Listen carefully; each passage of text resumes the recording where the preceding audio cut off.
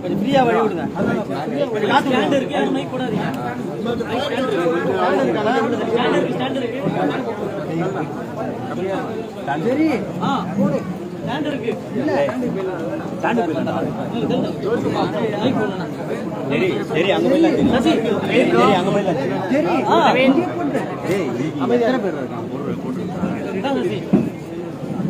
என்னடா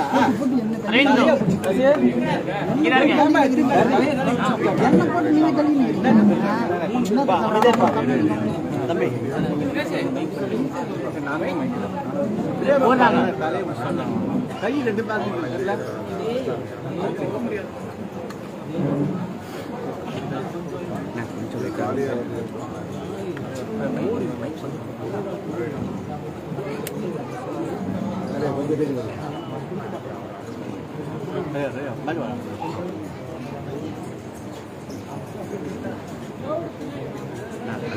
பின்னாடி photo எடுப்பதில்லையா photo எடுப்பதில்லையா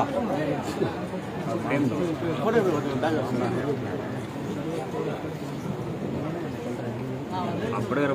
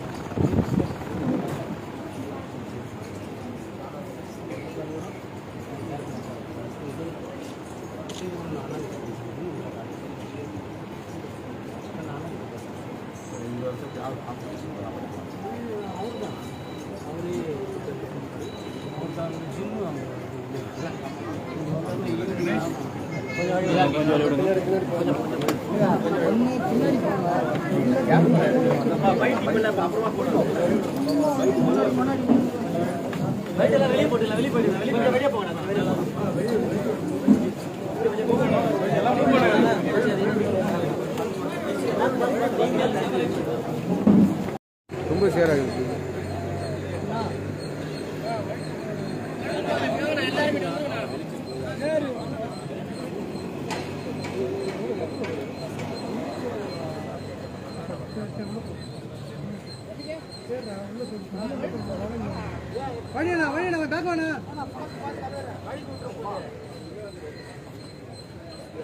mobile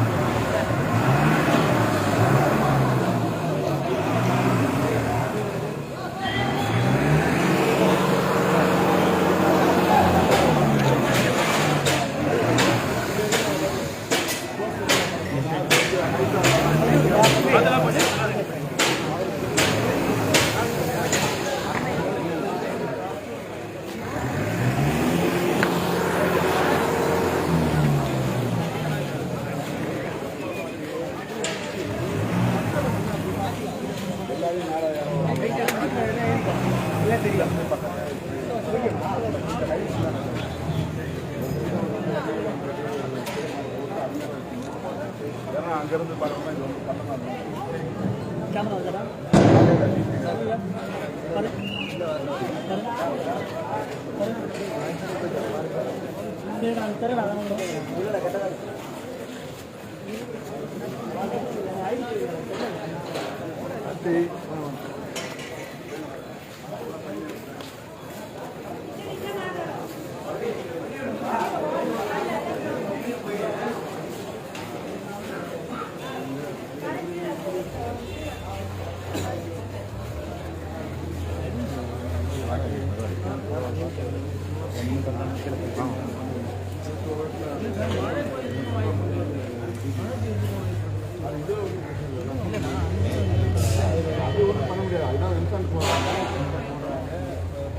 தண்ணி தேங்காய்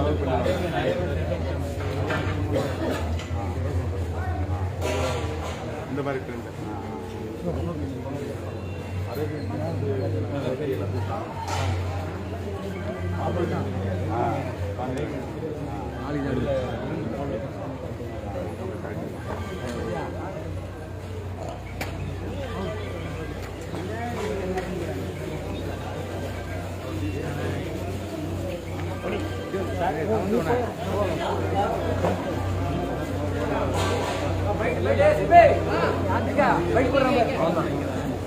யார் பார்த்தா பைக் அங்கதான் போயிட்டு பைட்டா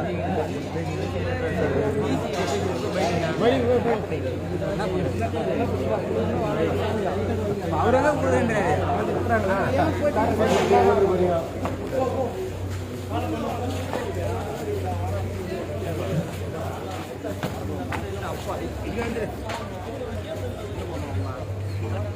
அப்படியே வண்டி எடுத்துட்டு வந்துட்டாங்களா?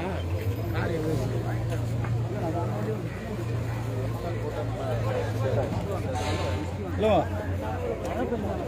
இல்லை கீழே பார்த்துருவாங்க. மழை பெஞ்சாலும் ஒன்று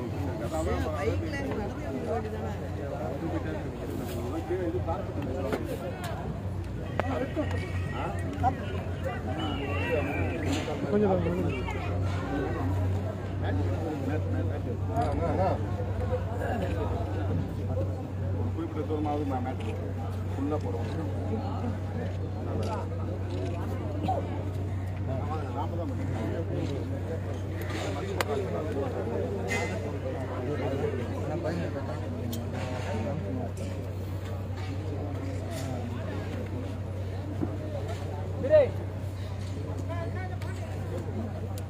மண்ணு போடுறதோட விடாம கொஞ்சம் தூரம் நல்லா ஜனங்க நடக்க அவர் போட்டால் தான் நல்லா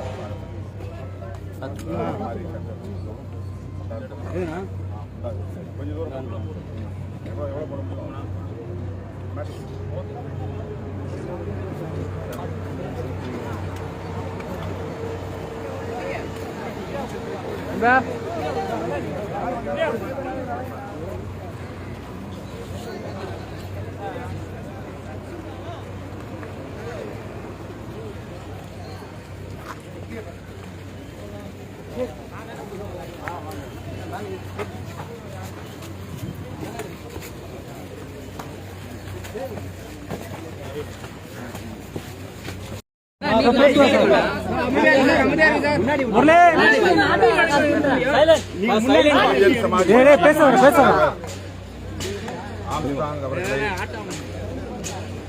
கூலிப்படை தொடர்ந்து கண்காணித்து வந்து அந்த கொடூரமான படுகொலையை நடத்தியிருக்கிறார்கள். கொலை நடந்த இடத்தில் வந்து பார்த்தோம். மக்கள் குடியிருக்கக்கூடிய ஒரு பகுதி, நெருக்கமான ஒரு பகுதி. அவ்வளவு எளிதாக காட்டாதீங்க, ஒரு 2 நிமிஷம் காட்டாதீங்க, தூண்டிவிட முடியாது. அவ்வளவு ஒரு பாதுகாப்பான ஒரு பகுதி. அந்த இடத்துல அமைச்சராக வந்து அவருடைய சொந்த வீட்டுக்கு வாசலில் இதாக கட்டிக் கொண்டிருக்கிற அந்த இடத்தில் கொடூரமான கொலை காலையில் மருத்துவமனையில் அவருடைய உடலுக்கு அஞ்சலி செலுத்தினோம். ஆயிரக்கணக்கான பிஎஸ்பி தொண்டர்கள் அங்கே திரண்டிருந்தார்கள். அவர்கள் பல்வேறு கோரிக்கைகளை அரசுக்கு முன்வைத்திருக்கிறார்கள். குறிப்பாக இந்த கொலையில் சரண்டர் ஆகியிருக்கக்கூடிய நபர்கள் மட்டுமே குற்றவாளிகள் அல்ல. உண்மையான குற்றவாளிகள் அனைவரும் கைது செய்யப்பட வேண்டும். இதற்கு திட்டமிட்டு கொடுத்த கும்பலையும் கைது செய்ய வேண்டும் என்பது மிக முக்கியமான ஒரு கோரிக்கை. அரசின் கவனத்திற்கு இதை எடுத்துச் செல்கிறோம். முதற்கட்டமாக இவர்களை கைது செய்திருக்கிறோம். தொடர் விசாரணையை தொடர்ந்து திட்டமிட்டவர்கள் யார் யாரோ அவர்கள் அனைவரையும் கைது செய்வோம் என்று காவல்துறை உயரதிகாரிகள் உறுதியளித்திருக்கிறார்கள்.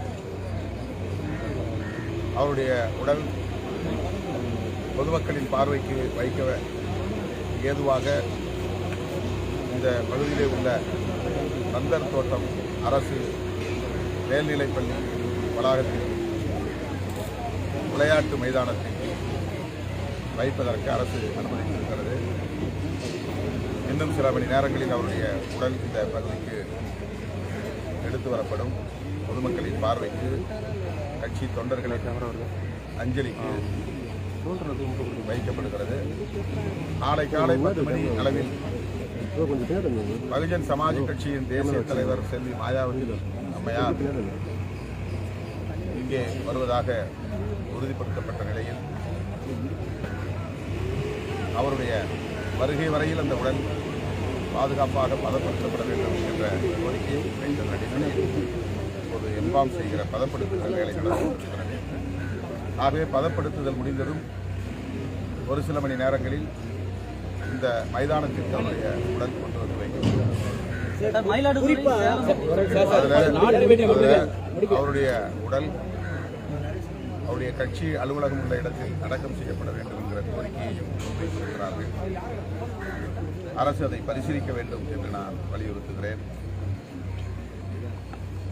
புரட்சியாளர் அம்பேத்கர் அவர்களின் கொள்கை வழியிலே மக்களை அமைப்பாக்கி வந்தார். பௌத்தத்தை ஒரு மாற்று அரசியலாக உயர்த்தி பிடித்தார். மாயாவதி அவர்களின் நம்பிக்கைக்கு பாத்திரமாக கடந்த 15 ஆண்டுகளுக்கு மேலாக செயல்பட்டு வந்தார். அவர் மீது இப்படி ஒரு தாக்குதல் படுகொலை என்பது அதிர்ச்சி அளிக்கிறது. தமிழ்நாடு முழுவதும் தலித்துகள் மீது இது போன்ற தாக்குதல்கள் நடக்கின்றன என்பது, குறிப்பாக தென் மாவட்டங்களில் நடந்து வருகின்றன என்பது அனைவரும் அறிந்ததுதான். இப்போது சென்னையிலேயே தலைநகரிலேயே நாட்டு வெடிகுண்டுடன் ஆயுதங்களுடன் கூலிப்படை கும்பல் வந்திருக்கிறது என்று சொன்னால் இது அரசுக்கு மிகப்பெரிய சவாலாக மாறியிருக்கிறது. இதில் கூடுதல் கவனம் செலுத்த வேண்டிய கட்டாயம் எழுந்துள்ளது. ஆகவே வழக்கமாக வழக்கு பதிவு செய்தோம், புலன் விசாரணை செய்து கொண்டிருக்கிறோம் என்று கடந்து போகாமல் இதுபோன்ற கூலிப்படை கலாச்சாரம் பெருகுவதற்கு காரணம் என்ன என்பதை கண்டறிய வேண்டும். ஒரு அரசியல் தலைவரையே இந்த அளவுக்கு இலகுவாக வந்து படுகொலை செய்ய முடியும் என்றால் காவல்துறைக்கு விடப்பட்ட சவாலாகத்தான், அரசுக்கு விடப்பட்ட சவாலாகத்தான் இதை பார்க்க வேண்டியிருக்கிறது. தனிநபருக்கு எதிரான தாக்குதல் என்று பார்த்துவிட முடியாது. தமிழ்நாடு அரசுக்கும் தமிழ்நாடு காவல்துறைக்கும் விடப்பட்டிருக்கிற சவால். ஆகவே இதை அரசு பொறுப்புணர்வோடு அணுக வேண்டும் என்று வலியுறுத்தினார். இங்கேயே பாதுகாப்பு இல்லாத நிலை இருக்கு. அப்ப தமிழகம் முழுவதும் எந்த அளவுக்கு மக்களுக்கு பாதுகாப்பு இருக்கும்? பாதுகாப்பை உறுதிப்படுத்த வேண்டும். அதற்கு தனிப்பட்ட கலந்தாய்வு கூட்டத்தை நடத்த வேண்டும். சிறப்பு கலந்தாய்வு கூட்டத்தை நடத்த வேண்டும். குறிப்பாக கூலிப்படை கலாச்சாரத்தை ஒரு கட்டுக்குள் கொண்டு வர வேண்டும், முற்றாக ஒழிக்க வேண்டும். யாரோ கொலை செய்வார்கள், யாரோ வந்து அதற்கு ஆஜராவார்கள். உண்மையில் சம்பவத்தில் ஈடுபட்டவர்கள் எல்லாம் தப்பித்து விடுவார்கள். திட்டம் போட்டு கொடுத்தவர்களும் வழக்கில் சிக்க மாட்டார்கள் என்றால் இது மேலும் மேலும் தொடரும்.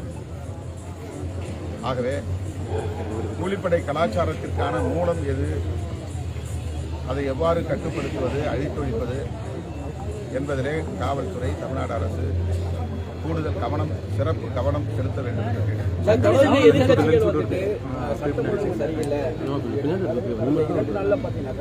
மூன்று அரசியல் பிரமுகர்களும் கொலை செய்யப்பட்டிருக்காங்க. அந்த சைடும் சரி, இப்போ சென்னை தலைநகரிலும் ஒருத்தர் கொலை செய்யப்பட்டிருக்காரு. சட்டம் ஒழுங்கு உண்மையில தமிழகத்தில் சீர்திருத்தம் நினைக்கிறீங்களா? இது சட்டம் ஒழுங்கை சீர்குலைக்கிற முயற்சி தான். தனிநபர்கள் மீதான தாக்குதலாக இருந்தாலும், தலித்துகளை குறிவைத்து தாக்குதல் நடத்துகிற போக்காக இருந்தாலும், சட்டம் ஒழுங்கை சீர்குலைக்கிற மிக மோசமான ரவுடி தனம். ஆகவே சட்டம் ஒழுங்கு பிரச்சனையாக மட்டுமே இதை பார்க்க முடியாது. சட்டம் ஒழுங்கு பிரச்சனையாகவும் பார்க்க வேண்டும். சமூகம் சார்ந்த அடிப்படையிலே நடக்கிற, சாதியவாத அடிப்படையில் நடக்கிற படுகொலைகள் கூடுதலாக இங்கே நிகழ்ந்து கொண்டிருக்கின்றன. சாதி மதத்தின் பெயரால் படுகொலைகள் நடக்கின்றன. தென் மாவட்டங்களில் அது அதிகமாக நடந்து வருகிறது. எனவே இவற்றையெல்லாம் தனிப்பட்ட முறையிலே ஆய்வு செய்வதற்கு தனி உளவுத்துறை தேவை. பொதுவாக இருக்கிற உளவுத்துறையினர் இதுபோன்ற சம்பவங்களை தடுப்பதற்கு வலிமையற்று இருக்கிறார்கள் என்றுதான் எண்ண தோன்றுகிறது.